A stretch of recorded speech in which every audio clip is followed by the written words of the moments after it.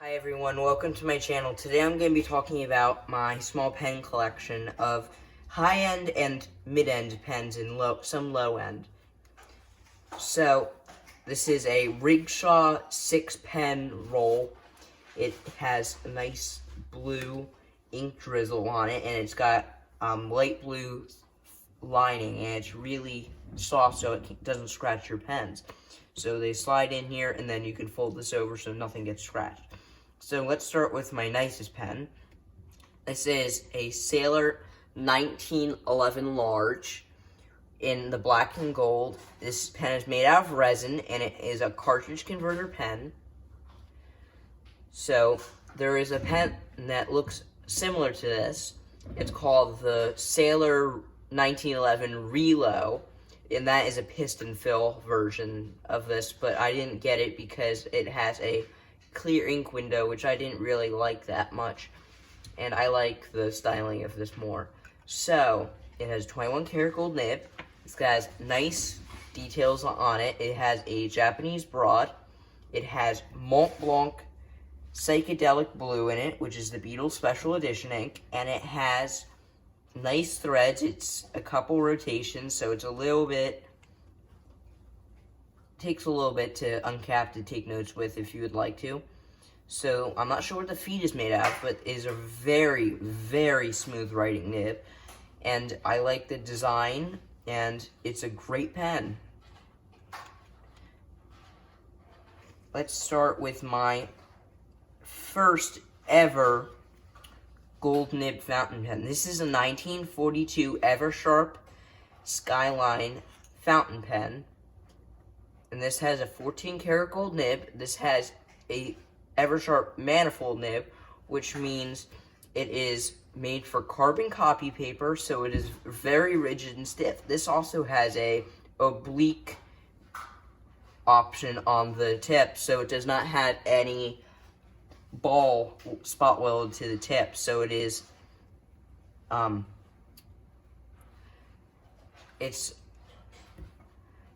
it is a little annoying because it's not what I prefer. So this is a lever fill fountain pen. It uses a latex sack inside. It has a clip that goes all the way around, and it can sit quite deeply in the pocket. So this is a more rare model with the striped red cap with a gold background. It has a little bit of damage on it. It has been polished on the barrel, so it is more presentable, and it has no taper on it, which is nice because there's no sharp taper, and it's got a very short amount of threads. It's like a quarter turn or a half turn, and it has, I'm guessing it has an ebonite feed, and holy crap, this thing writes like butter. It literally feels like silk when you're writing with it. It's 1942, and let's get on to the next pen. So, this is my second vintage pen. This is my last vintage pen I have. This is a blue 1950 Eversharp Symphony with a flex nib. It has a quite small nib. This is also a lever fill. Most of the pens from this era were lever fills. And it has a very tiny nib and feed. This has a 14 karat. This has a medium nib. And it has more threads than the Skyline. So it's a lot more secure. And it has been polished too. I got this pen off of eBay for $30 plus, including repairing, which who repairs my pen is James Baer, and that he does a great job, and he's done 2 of my pens. I met him at the Philadelphia Pen Show in earlier this year, but this is the standard size of the Skyline, so it's a decent size. This is a Lamy Safari with an Independence Day theme, which is a cartridge converter, and it has a polished nib. It's a medium nib, so this thing writes pretty well. It has a cartridge in it at the moment. It just has the Lamy blue in it. I don't use this one too much. I use the gold nib ones more because I prefer how they write, and it has an ink window in it. It's got a tripod grip, so you always know where to hold it. It has a good sized nib, and I like the cap to this one. So this is a standard Lamy Safari, and this has a black fine nib that was from the Lamy Safari Charcoal Edition, because my original nib I broke, and I have a converter in this one. This is the Z28 Lamy converter, and it holds a good portion of ink. It has Frankly Green in it, and it is a really decent writer. So this one has the psychedelic blue in it. This one has the Mont Blanc psychedelic blue in it. This one has the Mont Blanc petrol blue because it has, these have psychedelic purple in them. And this has the petrol blue because I think it matches the pen. It has a blue barrel and grip section. So let's do a little bit of a writing sample. Let's start with the Sailor 1911 Large. To uncap it, you can post this pen, but I prefer not to post it because it's a little heavy. So this is a Sailor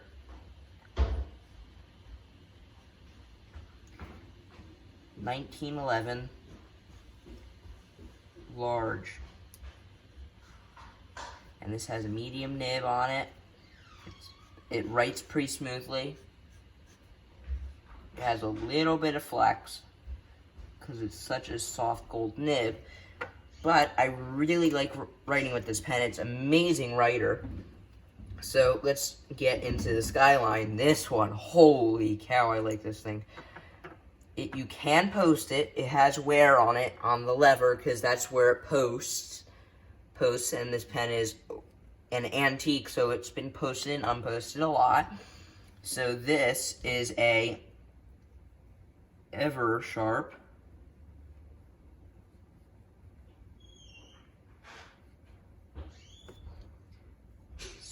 Skyline.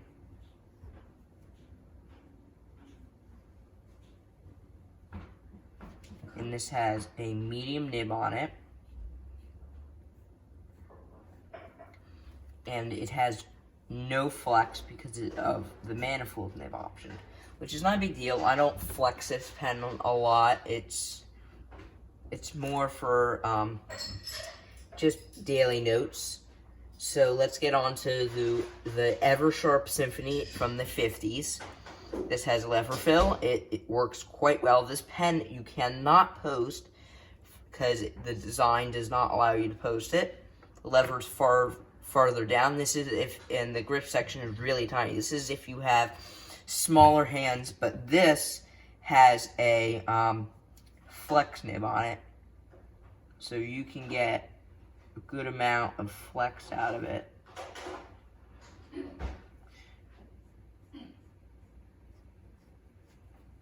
This has medium on it. This is a 1950 Eversharp. And then let's get on to, this is 14 karat gold nib, and now let's get on to the Lamy Safari Independence Day. So this is the cartridge converter pen, and this is how it writes. So this is a Lamy Safari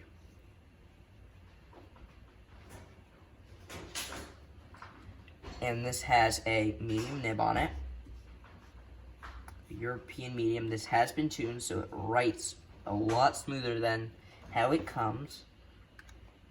But this pen I really like the design of, and it's great for daily notes. They're great starter pens too. You should check out my video about the Lamy Safari and what a great starter pen it is, and the specifications about. So they have tripod grips, and they're great starter pens because they're affordable fountain pens, and they just write pretty good out of the box. So this is a Lamy Safari.